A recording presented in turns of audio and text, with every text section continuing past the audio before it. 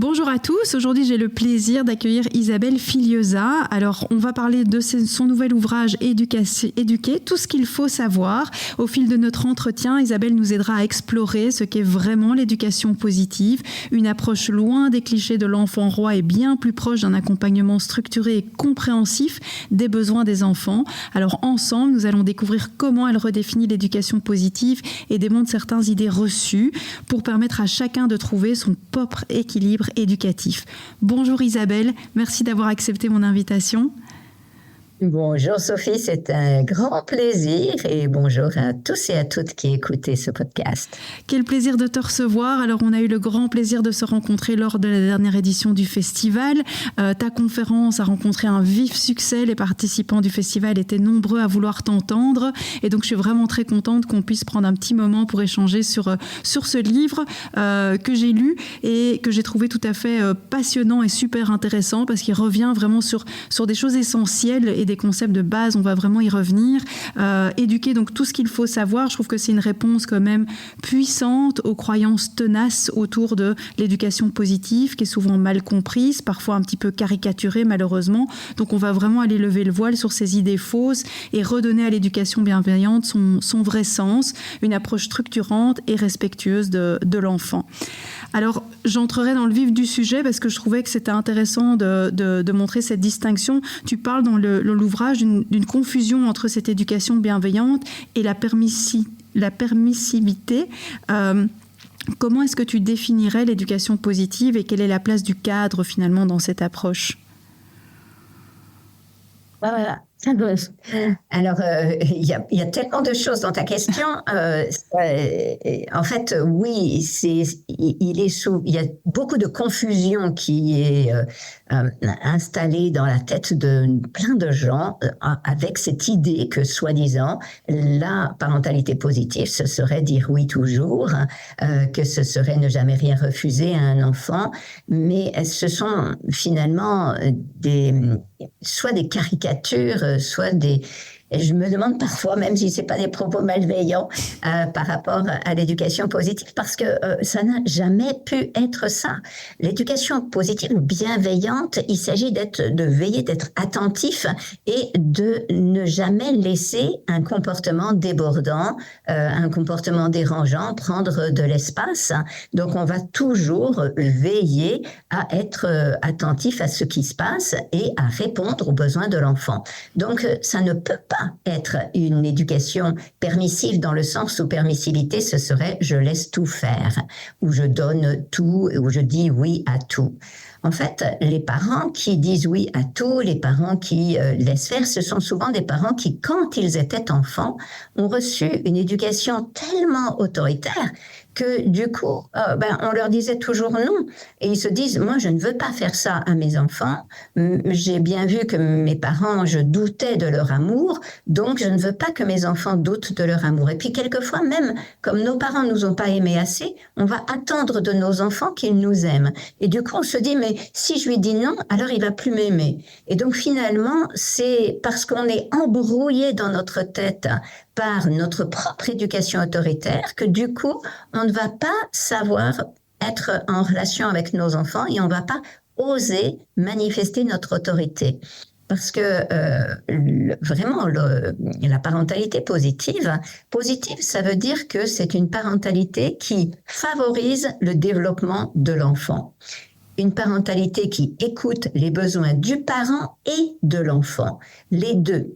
Donc, cette parentalité, c'est celle en fait, pourquoi on dit parentalité positive? C'est les scientifiques qui utilisent ce mot de positif pour le distinguer de la parentalité négative qui, elle, blesse le cerveau, diminue les capacités de l'enfant à grandir, diminue ses chances de développer toutes ses compétences. Donc, l'éducation positive, c'est quelque chose de très, très vaste. On va trouver de nombreuses compétences. Après, maintenant, la science nous a montré qu'il y a certaines compétences qui sont plus intéressantes que d'autres. Mais la base, c'est vraiment de fournir un cadre qui permet à l'enfant de s'épanouir. Donc, parfois, on parle de poser un cadre. Ça n'a pas de sens parce qu'on peut pas poser un cadre. C'est pas un truc qu'on pose. C'est un truc que le cadre, c'est le cadre de vie, c'est les conditions, c'est tout ce qui permet tout ce qui encadre les enfants et qui va leur permettre de se développer. Donc, on va être attentif à encadrer les enfants avec beaucoup de douceur, de tendresse, à nourrir le besoin de sécurité affective, qu'on dit être un méta-besoin. Et donc, les bases de ce qui la science a pu distinguer comme étant de la parentalité positive, c'est fournir aux enfants cette connexion avec l'adulte vraiment si nécessaire, permettre un attachement sécure, c'est-à-dire que l'enfant se sente en sécurité, qu'il se sente aimé inconditionnellement et qu'il ait suffisamment de liberté de choix, de liberté de décision personnelle, d'autonomie, de capacité à bouger dans l'espace. Et donc, c'est vraiment les deux grandes dimensions, la connexion et favoriser le pouvoir personnel, c'est-à-dire l'épanouissement personnel de l'enfant. C'est déjà super intéressant parce que je trouve que ça replace quand même déjà très très clairement les choses. C'est vrai que tu fais référence quand même souvent dans l'ouvrage, et tu l'as dit ici à plusieurs reprises, sur les découvertes récentes en neurosciences, parce qu'il y a vraiment une approche scientifique aussi. Je veux dire, les recherches maintenant nous montrent certaines choses. Selon toi, les avancées les plus marquantes sur le développement de l'enfant au niveau des neurosciences, ce serait quoi ? Alors, ce serait déjà de voir que le cerveau d'un tout petit n'est pas un cerveau d'adulte en miniature. Parce que on a un peu tendance à, quand on parle avec un enfant, bon, on lui parle bébé, etc., mais quand même, en réalité, on s'attend à ce qu'il ait des réactions comme nous. Et non, il n'a pas encore les mêmes capacités de régulation émotionnelle, il n'a pas encore les mêmes capacités d'inhiber, par exemple, de savoir que au moment de la naissance, le cerveau, il a déjà les 100 milliards de neurones qu'il aura à l'âge adulte, mais il n'y a pas encore toutes les connexions dans le cerveau qui lui permettent d'utiliser clairement son cerveau. Et notamment le cerveau préfrontal, c'est-à-dire celui qui est juste derrière le front, qui nous permet d'anticiper, qui nous permet d'arrêter une impulsion, d'inhiber une impulsion, donc de s'empêcher de faire quelque chose qu'on a envie de faire. Eh bien, c'est une zone qui n'est pas encore développée à 2 ans, par exemple. Et donc, un enfant de 2 ans, on le sait aujourd'hui, grâce aux neurosciences, lorsqu'il a une impulsion, il peut tout simplement pas s'arrêter tout de suite tout seul, pas aussi rapidement. Bien sûr qu'il va aussi s'arrêter si je lui enseigne non, ça ne se fait pas, etc. Mais c'est seulement au bout du compte. Et si une impulsion est beaucoup trop forte, il pourra pas s'empêcher. C'est-à-dire, si vous êtes dans la salle d'attente chez le médecin et que on chapitre bien son enfant de 2 ans, 2 ans et demi, et qu'on lui dit tu ne touches pas aux objets du docteur, tu ne touches à rien sur le bureau du docteur. Répète après moi. Le petit enfant répète. Je touche à rien sur le bureau du docteur. Il rentre dans le bureau du médecin, il voit un petit jouet sur le bureau, il va le prendre, c'est sûr. C'est absolument évident parce que il a cette impulsion, mais il n'a pas encore la capacité du cerveau de pouvoir réduire. C'est pour ça que moi, adulte, je ne vais pas crier dessus, mais je sais maintenant, grâce aux neurosciences, qu'il a cette problématique. Donc, c'est pas la peine de le chapitrer dans 25 fois dans la salle d'attente. Je peux lui dire une fois dans la salle d'attente, mais une fois ensuite, au moment où on rentre dans le bureau, si je vois quelque chose, je vais tout de suite prendre l'enfant et dire stop. Avant le moment où il lance son geste, je dis stop. Bon, ceci dit, normalement, chez les docteurs, c'est normal de toucher aux objets. Tout à fait. Alors, cette question de la punition revient souvent, parce que dans l'ouvrage, tu parles de la France, mais je pense qu'en Belgique, on est quand même dans une culture aussi encore forte de la punition, de la sanction, que ce soit à l'école, que ce soit dans l'éducation à la maison. Pourquoi est-ce que notre société, elle est encore tellement attachée à l'idée de sanctionner pour faire obéir ? De penser que je sanctionne et ça sera la manière par laquelle mon enfant va finir par m'obéir et par bien fonctionner. C'est un grand mystère pour moi, Sophie, mais un immense mystère. Parce que la punition, si ça marchait, ça fait belle lurette que les humains seraient plus correctement civilisés.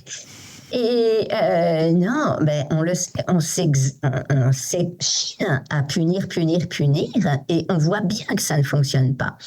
Alors, pourquoi est-ce qu'on continue ? Eh bien, je pense que la première raison, c'est que quand on punit, on se sent au contrôle. Et ce qui est dur avec les enfants, quand ils ont des comportements qui ne nous conviennent pas, quand ils ont des comportements disproportionnés, ou même quand ils ont trop d'émotions, que nous, on ne sait pas gérer, on hyper réagit, et du coup, on est perdu et on se sent impuissant. Et nous n'avons pas appris, parce que nous avons reçu une éducation autoritaire, nous n'avons pas appris à réguler nos émotions et à tolérer nos sentiments de frustration et d'impatience et d'impuissance. Et donc, très souvent, on critique nos enfants parce qu'ils ne tolèrent pas la frustration. Mais bon, nous, quand un enfant, on est frustré parce que l'enfant ne veut pas mettre ses chaussures, assez souvent, on se met à crier, etc. Alors que, non, on pourrait apprendre à tolérer la frustration, justement. Donc, comme nous, on n'a pas appris à tolérer la frustration, à tolérer l'impuissance, etc., au moment où il y a un dysfonctionnement, on se sent perdre les pédales et on se dit, on met le frein en disant, si je punis, en fait, le fait de punir, ça me donne le sentiment, je fais quelque chose, je punis, je prends le pouvoir sur l'enfant. Et du coup, ça me donne l'illusion de faire quelque chose et de faire quelque chose de bien. Parce que je me sens bien. Je me sens bien, moi, l'adulte, d'avoir puni. Ça me donne du pouvoir. Et du coup, ça répare mon impuissance. Mais en fait, ce n'est pas utile. C'est même nocif. C'est nocif pour l'enfant lui-même et c'est nocif pour toute la classe. Par exemple, quand ça se fait dans une classe, on sait aujourd'hui que chaque fois qu'on punit un élève en l'excluant de la classe, par exemple, eh bien, cet enfant-là va avoir des moins bons résultats scolaires. Bon, c'est un peu logique, mais tous les enfants de la classe vont avoir de moins bons résultats scolaires. Et donc, une classe où on n'exclut jamais un enfant va toujours avoir des résultats scolaires, une meilleure régulation qu'une classe où on punit régulièrement. Et plus on punit, moins les résultats sont bons. Pourquoi ? C'est normal. Une punition, ça insécurise tout le monde. Si on peut surtout exclure est une punition gravissime en fait. On ne mesure pas, puisque le besoin essentiel de tous les humains, c'est la connexion, c'est la relation. Donc dès que quelqu'un nous refuse la connexion, eh bien c'est vraiment difficile. Dans la parentalité et l'éducation positive, et scientifiquement, ce qu'on nous dit, c'est les choses qui fonctionnent, c'est la régulation émotionnelle. On a vraiment à enseigner aux enfants à réguler leurs émotions. Et lorsqu'il y a un comportement débordant, eh bien, on a besoin de chercher la source. Plutôt que de dire « stop à ton comportement débordant », on pourrait réfléchir. Qu'est-ce qu'il a mangé, cet enfant ? Est-ce qu'il a un souci dans son cœur ? Est-ce qu'il est sous stress parce qu'il y a d'autres enfants qui le harcèlent ? Est-ce qu'il est sous stress parce qu'il subit des choses chez lui, à la maison ? Donc, un enfant n'a pas des comportements dérangeants par hasard. Tous les enfants cherchent l'appartenance, ils cherchent à se conformer, ils cherchent à faire bien, ils cherchent à être inclus. Ils cherchent à ce que l'adulte les aime. Ils cherchent à ce que les autres enfants les aiment. Donc, il va toujours faire le mieux possible, mais en fonction de ce que son cerveau le lui permet. Or, si par exemple, là j'étais en train d'étudier l'impact de la tartrazine, qui est je crois que c'est E102, qui est donc un additif alimentaire qu'on trouve dans des céréales pour enfants, dans des confiseries, dans toutes sortes de produits qu'on donne à nos enfants. Mais si un enfant a mangé ça, eh bien, forcément, une heure plus tard, eh bien, il est excité. Il est prouvé scientifiquement que cet additif va augmenter les risques d'hyperactivité et de déficit d'attention chez un enfant. Donc, au lieu de punir l'enfant, est-ce qu'on ne pourrait pas plutôt lui fournir un cadre qui lui permette de se développer? Donc, notre responsabilité d'adulte par rapport au cadre, c'est d'une part de donner de l'affection, de manifester notre autorité, mais une autorité, je l'ai dit dans la conférence, c'est vraiment le contraire de l'autoritarisme. En fait, on oublie, nous les adultes, que on perd de l'autorité à chaque fois qu'on exerce de la force. À chaque fois qu'on punit, on perd notre autorité. À chaque fois qu'on est sévère, on perd notre autorité. À chaque fois qu'on hausse la voix, on perd notre autorité. Parce que l'autorité, c'est justement ce qui fait que l'enfant coopère sans que nous ayons besoin de hausser la voix. Mm-hmm. Et cette autorité, elle vient du fait que l'enfant nous sent 100% à ses côtés. Qu'il a confiance en nous parce qu'on sait l'écouter, on sait respecter ses besoins et on va lui dire « Ah, non, là regarde, il y a de la tartrazine dans ce truc. » Et donc, non, tu ne le manges pas parce que ce qui est important, c'est que tu fasses attention à ton cerveau. Quand le parent prend soin de l'enfant, est attentif, va chercher la cause des comportements, va chercher à nourrir chez l'enfant les compétences dont il a besoin pour réussir à l'école, pour réussir à se faire des amis, pour réussir à attendre son tour. Au lieu de le punir, de le brimer, de le culpabiliser, si le parent systématiquement cherche à accompagner l'enfant, à fournir le cadre extérieur et le cadre intérieur et le cadre familial qui va lui permettre de se développer, alors l'enfant nous regarde, il nous écoute et nous avons de l'autorité. Mm-hmm. Et c'est ça qui est magique et qui est scientifiquement prouvé aussi. Ça, c'est pas les neurosciences, ce sont les sciences de l'éducation. Dans les sciences de l'éducation, on a pu mesurer que les enfants qui ont des parents qui développent des compétences de parentalité positive sont beaucoup plus coopérants que les autres. Et donc, c'est pour ça que c'est dommage de réduire la parentalité positive à qu'est-ce qu'on fait quand il y a des comportements débordants. Parce que, en fait, quand on pratique la parentalité positive, il y a moins de comportements débordants. On n'a tout simplement pas besoin de punir, etc. Ça n'existe pas parce que les parents, les enfants sont attentifs, ils écoutent, je dis dans mon livre comment moi j'ai été éduquée sans aucune violence. Je n'ai jamais été punie par mes parents, jamais ils n'ont haussé la voix. Et franchement, on était tous les 4 enfants que nous étions extrêmement responsables, attentifs, beaucoup plus que les autres enfants. Moi, ce qui me stupéfiait, c'est dès que la maîtresse sortait de la classe pour pouvoir aller faire des photocopies, elle disait à tous les enfants « Soyez sages pendant mon absence ». Moi, je pensais que « Soyez sages », ça voulait dire rester assis et silencieux, mais pas du tout. Les autres, ils bougeaient immédiatement. Dès que la maîtresse était sortie, ils se mettaient à crier dans tous les sens, à sauter sur les tables et tout. Moi, j'étais là et pareil pour mes frères et sœurs, pareil pour mes enfants. C'est très impressionnant de voir que lorsque on est éduqué avec des parents ou des enseignants, on est avec des adultes qui nous punissent, eh bien, dès que l'adulte, que l'autorité soi-disant n'est pas là, et l'autoritarisme n'est pas là, eh bien, les souris dansent. Dès que le chat n'est pas là, les danse. Et en fait, voilà, l'éducation positive, ça va faire quelque chose de complètement autre. On ne considère pas les adultes comme des chats, comme des prédateurs, mais davantage comme des soutiens. Et du coup, on a envie de faire plaisir, on a envie de participer, on a envie d'apprendre avec eux. C'était intéressant, j'avais relevé ce point-là aussi, parce que je te disais, le fait d'obéir, en fait, finalement, ça déresponsabilise. Exactement, Sophie, c'est tout à fait ça. Et c'est tout à fait ça. Et c'est pour ça que c'est stupéfiant pour moi de mesurer qu'aujourd'hui, tant de parents voudraient que leurs enfants soient responsables et en même temps, ils veulent qu'ils obéissent. Et c'est certain que obéir, c'est se déresponsabiliser. C'est clair. Parce que si j'obéis, ça veut dire que je dois supprimer la réflexion que je pourrais faire avec mes lobes associatifs et mon préfrontal. Donc, mon cerveau, je vais utiliser juste la capacité de me soumettre. J'écoute et je fais. C'est-à-dire que ça ne passe plus par la réflexion personnelle. Je me pose pas la question de savoir ça me plaît ou ça me plaît pas, ça va me faire oui, ça va me faire non, quelles conséquences est-ce que ça va avoir. Oui, c'est ça. Donc, bien meilleure façon de faire, c'est plutôt que tu fais ci, tu fais ça, donner des ordres et demander que l'enfant obéisse. On peut lui donner des consignes, on peut lui fournir des règles, c'est même utile, mais des règles qui sont des procédures, et ensuite on lui dit observe les conséquences de tes actes.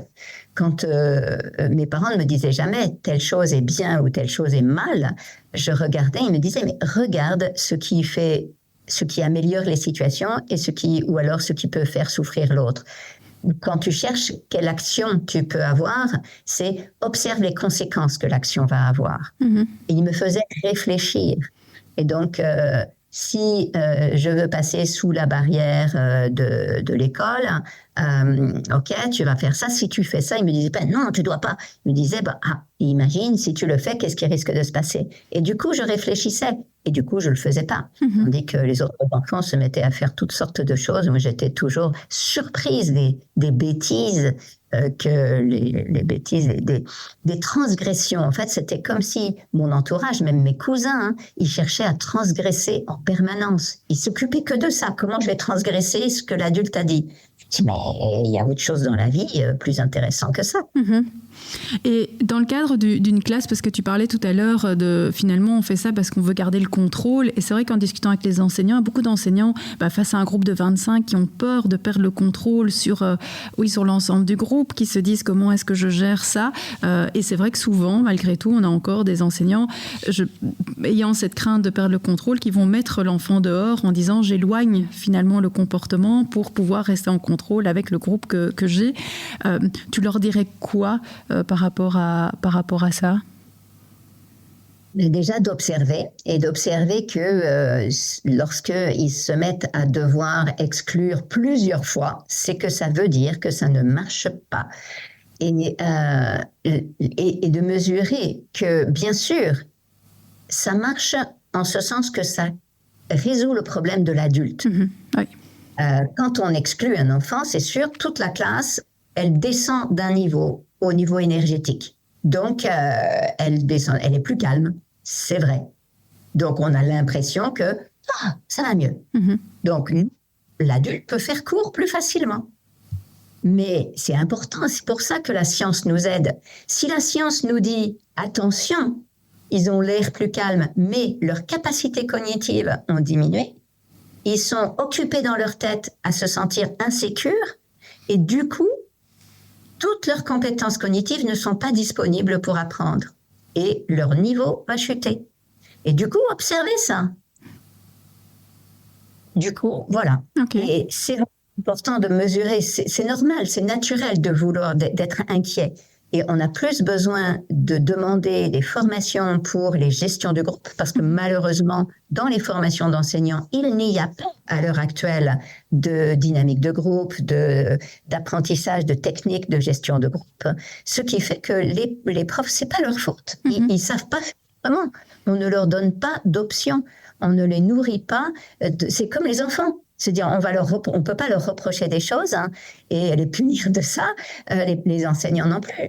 On ne leur a pas enseigné les compétences qui leur permettent de pouvoir travailler en groupe.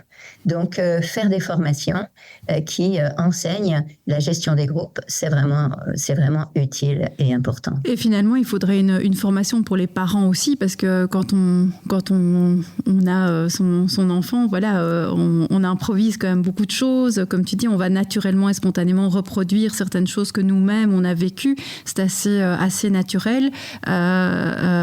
Les formations pour les parents, toi, tu y crois? Mais c'est pas une question de croyance. Là encore, moi, je m'appuie toujours sur les études scientifiques. Il y a des études dans les sciences sociales, les sciences de l'éducation, qui montrent que les programmes de parentalité sont vraiment extrêmement efficaces. Ils dotent les parents de compétences, ils leur permettent de se sentir plus à l'aise, d'avoir un sentiment de compétence parentale augmenté, donc d'augmenter leur estime d'eux-mêmes. Et puis, l'idée aussi que c'est un programme, eh bien, on monte en compétences petit à petit. Un programme, bon, c'est quelque chose qui peut durer un certain temps, donc ça nous permet de grandir petit à petit en compétences. Les programmes les plus efficaces sont ceux qui nous enseignent à nous, les adultes, à réguler nos compétences émotionnelles, à réguler nos émotions. Et si on sait réguler le stress, réguler les émotions, ça c'est déjà vraiment super important. Après, il y a les compétences spécifiques, savoir comment fonctionne le cerveau d'un enfant. Par exemple, tu me demandais tout à l'heure les avancées de la science et ce qui était vraiment nouveau. Par exemple, donc j'ai parlé de la réduction des modifications du cerveau et de comment le cerveau se développe seulement petit à petit, qu'on a besoin de respecter dans nos attentes cela. Mais aussi, il y a des éléments qui nous montrent les attitudes parentales qui vont être utiles. Par exemple, il y a quelque chose que met en avant beaucoup l'université de Harvard, c'est serve and return. C'est cette action qu'on a besoin de faire quand je souris à un enfant, il me sourit. Je lui fais un signe, il fait un signe. Je bouge, il bouge. Voilà, c'est je manifeste mon attention à l'enfant et il me répond. Et donc je serre et j'ai le retour, un peu comme au tennis, on envoie. Et donc c'est cet échange petit à petit, qui va aider énormément le petit bébé à se développer, à développer ses capacités. Et ça paraît évident, on le fait tous de manière naturelle, mais de nos jours, on est souvent happé par notre téléphone portable, par l'écran de l'ordinateur, par toutes sortes de choses. Et le visage d'un bébé, il bouge parfois un peu moins que les notifications sur notre écran. Et du coup, on risque d'être... Si on sait à quel point c'est important ce serve and return, à quel point c'est important de parler à un bébé, même si il ne nous parle pas en retour suite, parce qu'on se dit, il parle pas encore, ça sert à rien de lui parler. Non, maintenant on sait que tous les mots qu'on dit à un bébé, ça va l'aider quand il aura 7 ans, 8 ans, 9 ans, 10 ans plus tard. Donc tout ça, ce sont des compétences parentales et des informations qu'on a besoin d'avoir pour mesurer l'importance de nos gestes au quotidien.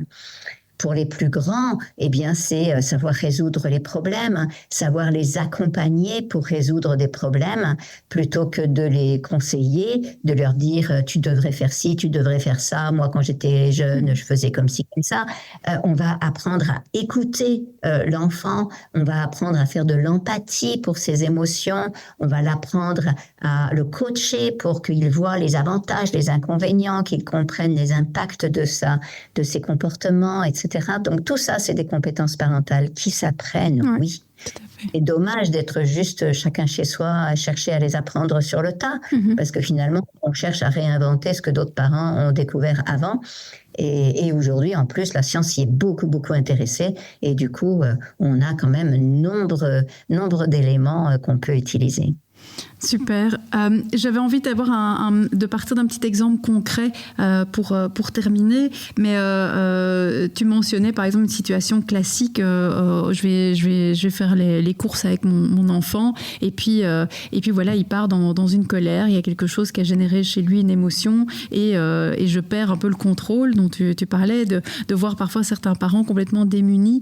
Et alors je suis toujours moins étonnée de me dire il y a personne, tout le monde regarde et se dit oh la pauvre, parfois en se disant mon Dieu, je voudrais pas être à sa place, et de voir certains mamans qui disent oui, une bonne fessée ça ferait pas de mal. Exactement, il y en a d'autres qui vont dire mais enfin elle gère super mal son enfant, qu'est-ce que c'est? Il peut y avoir du jugement aussi des personnes autour et je me dis c'est un moment un peu compliqué. L'approche vraiment en parentalité positive, toi tu conseillerais quoi? On anticipe, on prépare aussi? Voilà, exactement. En approche positive, on va déjà savoir que le cerveau d'un enfant est très vite débordé dans un supermarché. C'est pas par hasard que tout le monde me pose cette question sur les crises dans les supermarchés. Malheureusement, il y en a très souvent des crises dans les supermarchés parce que c'est inhérent au supermarché. Un enfant, le cerveau d'un enfant n'est pas fait pour être là. Il y a trop de stimulation, il y a trop de choses, ça déborde le cerveau et en plus, le parent n'est pas disponible. Et souvent veut faire ses courses tranquillement. Parfois, il nous pose même dans le caddie et du coup, on ne peut même pas bouger, on ne peut même pas courir. D'ailleurs, si on cherche à courir dans les couloirs et le parent crie, n'est pas content, arrête de courir. Donc finalement, nos besoins d'enfants ne sont pas respectés dans un supermarché. Donc, qu'est-ce qu'on va faire? On va déjà éviter d'aller dans un supermarché au maximum avec un tout petit. Ensuite, on va, dès qu'on peut, lui fournir déjà de l'attention. C'est l'idée du réservoir, en fait. Quand il a un réservoir d'attention, il a besoin de sentir cette attention du parent pour se sentir rassuré. C'est ces signaux de sécurité. Si je ne donne pas souvent de signaux de sécurité à l'enfant, qui sont simplement « je te vois, je te regarde, je t'aime », ces signaux de sécurité lui permettent d'avoir un cerveau tranquille. Si j'arrête pendant trop longtemps, et ça, trop longtemps, ça dépend de l'environnement. Et évidemment, si on est dans la nature, l'enfant va avoir besoin de moins de signaux de sécurité que si je suis dans une gare où là, il y a aussi beaucoup de crises, ou bien si je suis dans un supermarché, parce qu'il y a trop de choses dans l'environnement, quoi. C'est trop de tension, trop de risques, en fait, trop de dangers. Donc, le cerveau de l'enfant, il est occupé à chercher des signaux de sécurité. Si je lui en donne pas régulièrement, il part en vrille. C'est juste normal. Il part en réaction de stress. Il accumule du stress. Après, il veut un objet. Il veut quelque chose. Pourquoi il veut le paquet de bonbons ou le nounours? Il veut le jouet parce que il sait que ça va le calmer. En fait, il voit quelque chose qu'il connaît et qui est susceptible de le calmer. Donc, son cerveau, tout de suite, un signal de sécurité. Donc, il s'accroche à ça. Il le veut, son signal de sécurité. Et si nous, on lui dit non, à ce moment-là, ça déclenche la crise. Mais nous, on croit que l'enfant crise parce qu'il veut l'objet. En réalité, il ne veut pas l'objet. Il veut juste que son cerveau soit calmé. Donc, nous, si je sais ça, je me dis, OK, zut, j'ai oublié de fournir suffisamment de signaux de sécurité à mon enfant. Donc, je lui en fournis une bonne dose, là, tout de suite. Et donc, je m'assieds à côté de lui, je prends l'objet, le jouet dans les mains, moi aussi, et on regarde l'objet. On dit « Ah, qu'est-ce qu'il est chouette ce nounours, qu'il est mignon, oh, regarde, on peut le caresser, et etc. » Donc, on passe un petit moment avec l'objet, mais surtout avec l'enfant. Et là, on regarde l'enfant. Au début, l'enfant regarde son objet, il tient son objet. Petit à petit, on attire son attention dans nos yeux. Et on fait un petit jeu, on lui glisse un truc sur l'épaule, machin. Du coup, on change la direction, on recrée du lien, on change la direction de son attention et on remplit le réservoir. Et je t'aime, on se fait un câlin et on se fait un grand câlin et ensuite on peut, soit le nounours il est tout simplement tombé, c'est fini et on le repose, soit on dit à l'enfant est-ce qu'il était ce nounours, il a besoin de retrouver sa place maintenant, nous on a retrouvé notre place, on est bien toutes les deux. Et donc, l'enfant, souvent, va remettre la place. Mais sinon, dans la parentalité positive, il y a plein de petites astuces. Il y a des enfants aussi un peu plus grands que ceux qui crisent. Alors, excusez-moi, je continue. Donc, il y a deux choses qu'on a besoin de donner. Donc, de l'attention, mais aussi une tâche. Donc, quelquefois, dans les supermarchés, il y a des petits caddies pour les enfants. Et donc, on peut leur faire... Ça, c'est une excellente idée. Et s'il n'y en a pas, on leur confie un panier et dans lesquels on leur confie des tâches. Tu es chargé de la farine, tu es chargé des oranges. Et, oui, ça devient presque un jeu, il y a quelque chose de ludique qui est amusant. Et les enfants aiment faire comme nous. Donc, c'est aussi ça. Et on ne comprend pas pourquoi les enfants mettent des trucs sans nous demander dans le caddie, mais nous, on ne leur demande pas. Donc, ils nous imitent. Nous, on prend le paquet de haricots et hop, on le met dans le caddie. On prend les œufs, on les met dans le caddie. On prend le fromage, on le met dans le caddie. Donc, lui, il prend un truc, il le met dans le caddie. C'est juste normal, quoi. Il nous imite. Donc, pensons à tout ça, pensons aux besoins du cerveau, et c'est toujours 2 grands besoins, le besoin de connexion et le besoin de pouvoir personnel. Si je respecte ces 2 besoins, eh bien, ça change tout. Et je commençais sur une autre idée, un enfant un peu plus grand, donc imaginons une petite fille de 6-7 ans qui arrive et elle chope un paquet de gâteaux et elle dit « Je veux ce paquet de gâteaux !» Et nous, on regarde le paquet et mais tu les aimes pas, ces gâteaux-là. Et donc, en fait, ce qu'on n'imagine pas souvent, c'est qu'une petite fille de 7 ans, les gâteaux, elle peut pas, enfin, 6-7 ans, elle a pas encore totalement les capacités. Ça vient tout juste de se construire, les capacités de raisonnement. Et donc, c'est l'âge de raison, la capacité de raisonner. Et du coup, souvent, elle est attirée par la couleur. Et donc, ou quelque chose sur la boîte qui lui plaît. Et elle s'accroche à ça. Et du coup, ce qu'on peut faire dans ces cas-là, si on sait qu'elle est sensible aux couleurs, que ça lui plaît, le rose de la boîte, par exemple, eh bien, on va lui dire, OK, tu mets ce paquet dans le caddie, on va faire le tour du magasin et juste avant d'aller à la caisse, il faudra que tu retrouves exactement l'endroit où tu auras pris ce paquet.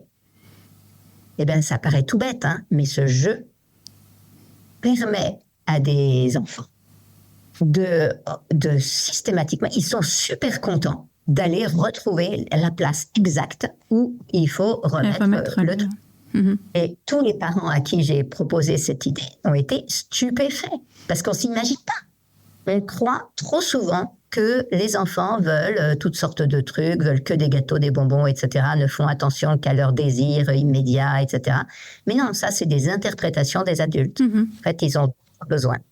C'est intéressant parce que ça, tu le dis aussi plusieurs fois dans le livre, l'interprétation que nous, on fait en fait systématiquement de penser ce comportement, j'interprète et je pense que c'est ça qui nous fait réagir du coup d'une certaine façon. C'est ça, c'est ça. Et on devrait toujours privilégier la connexion et chercher à comprendre ce qui est dans le cœur de l'enfant. Comment voit le monde, quoi. Comment il se représente les choses. Et mon objectif, c'est plutôt de l'aider à débrouiller les choses et les nœuds dans son cerveau plutôt que à demander des comportements comme ci ou comme ça. Alors, dernière chose, vraiment pour clôturer notre échange, pour ceux qui ne seraient pas encore convaincus, le parent ou l'enseignant qui hésite encore à adopter cette approche bienveillante, qui a quand même toujours cet attachement peut-être à la sanction, etc., par peur de... Oui. Je t'arrête parce qu'il ne s'agit pas d'être convaincu. On ne peut pas être convaincu et j'espère que personne ne sera jamais convaincu parce qu'il y a le mot vaincu dedans. Et donc, j'aime pas ça. Il ne s'agit pas d'être convaincu et encore moins d'avoir la foi et d'avoir des croyances, etc. C'est vraiment de l'expérimentation. Et on s'appuie sur la science et on expérimente et on regarde et on observe les conséquences de chaque chose. On a vraiment besoin d'être aussi acceptant et tendre avec nous-mêmes et pareil, de ne pas chercher à ce que les enseignants obéissent à de nouvelles règles qui seraient les lois de la parentalité positive, de l'éducation positive, mais plutôt on a besoin de retrouver cet esprit de chercheur. Notre cerveau est un chercheur et donc c'est vraiment expérimenter, voir. On sait que la punition ne marche pas. Tous les adultes le savent. Ça marche, oui. Ça marche pour soumettre. Mais ça ne marche pas pour éduquer. Donc, si je veux éduquer, j'ai besoin de tester des nouvelles façons de faire. Super. Mille merci Isabelle pour cet échange. Alors je rappelle, Éduquer, tout ce qu'il faut savoir. Donc il est disponible dans toutes les librairies et donc je vous encourage vivement à aller le lire parce que ici on a abordé une petite partie mais encore mille et une choses à découvrir dans l'ouvrage que tu as écrit. Un tout grand merci pour ce partage. Merci Sophie et merci pour ton engagement à ce que les enfants grandissent en sécurité et puissent développer leur plein potentiel. Tu fais tellement d'activités dans ce sens, ça me ravit et je suis vraiment très très contente de participer à ce podcast. Merci beaucoup. Alors nous on se retrouve dans très peu de temps pour un nouveau podcast. À bientôt.